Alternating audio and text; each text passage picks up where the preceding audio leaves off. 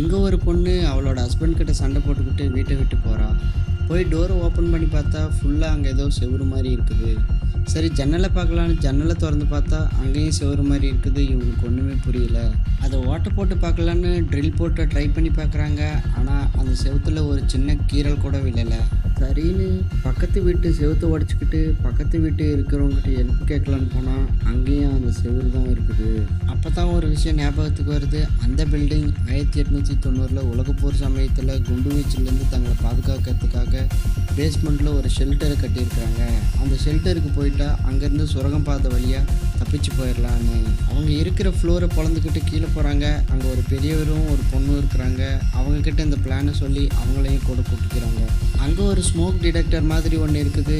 அதில் பார்த்தா spy camera மாதிரி இருக்குது.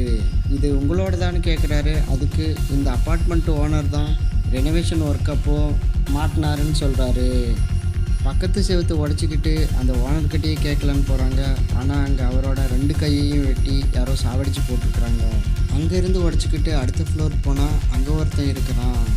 அவனோட ஃப்ரெண்டு இந்த செவத்தை பற்றி ஏதோ ஒன்று கண்டுபிடிக்கணும்னு யோசித்து மென்டலாகி செத்துட்டான்னு அவனை பற்றி சொல்கிறான். அந்த ஃப்ளோரில் இருந்து ஒரு வழியாக பேஸ்மெண்ட்டுக்கும் போயிடுறாங்க.